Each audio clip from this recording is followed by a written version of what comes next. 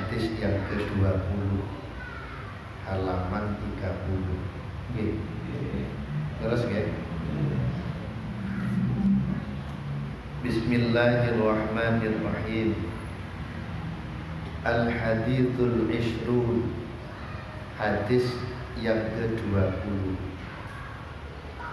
An Abi Mas'ud, dari sahabat Abu Mas'ud, Uqbah bin Amrin, yaitu sahabat Uqbah bin Amr al-Ansari al-Badri radhiyallahu anhu. Qala, sahabat Abi Mas'ud berkata, qala, bersabda Rasulullah, utusan Allah, yaitu Nabi Muhammad sallallahu alaihi wasallam. Rasul bersabda, inna mimma adrakan nas, inna mimma, sesungguhnya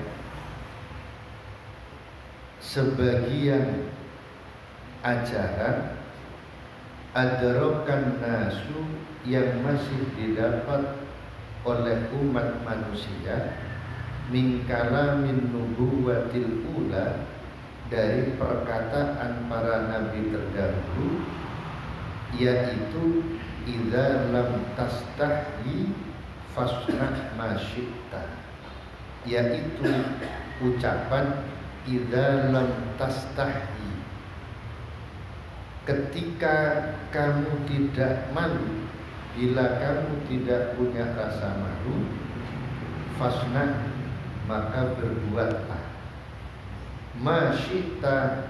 Rawahu, hadis ini diriwayatkan Al-Bukhari oleh Imam Bukhari.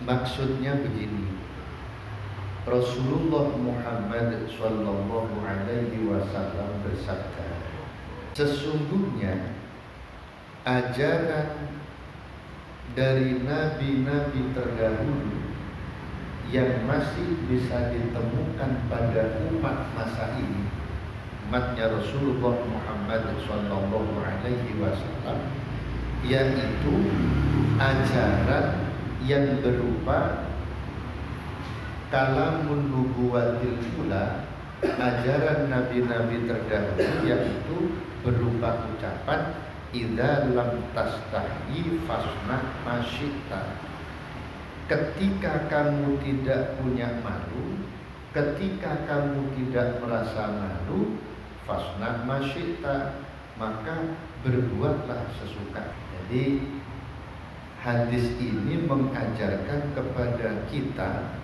umumnya umat manusia, tentang kebebasan berbuat, kebebasan bersikap. Tapi masih ada syarat. Syaratnya apa? Malu. Jadi kalau kamu tidak punya rasa malu, ya berbuatlah sesuka kamu. Berarti kita ini bisa memahami dari hadis ini, bisa mengambil hikmah banyak hal. Satu, kita ini berarti harus punya rasa malu. Oke, kita ini harus punya rasa malu. Malu kepada siapa? Malu kepada siapapun, terutama malu kepada Allah Subhanahu wa ta'ala. Sebab dijelaskan, fa inna man lam yakun lahu haya'un yujizuhu an maharimillah. Kalau orang itu tidak punya rasa malu, tidak malu kepada Allah, maka dia terdorong untuk melakukan apa-apa yang diharamkan oleh Allah. Siapapun orangnya, kalau dia tidak punya rasa malu kepada Allah, maka dia akan terdorong untuk melakukan hal-hal yang diharamkan oleh Allah. Fasawa'un alaihi fi'lus shaghair wartikabul kabair.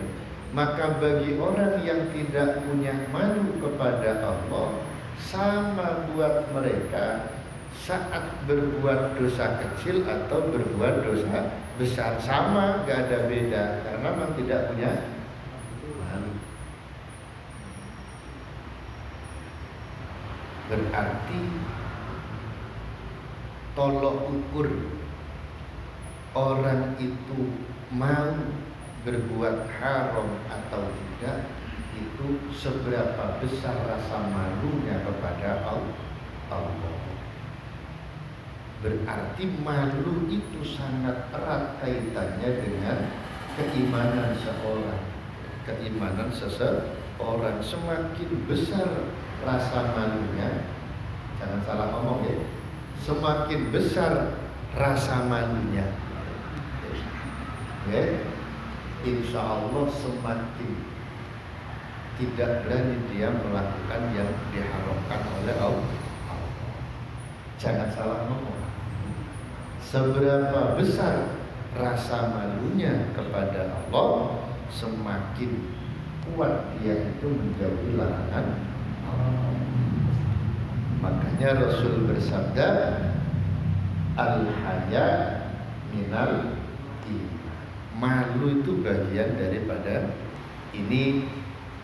Pertama, jadi Allah itu memang memberikan kebebasan kepada kita untuk berbuat, cuma ada syaratnya.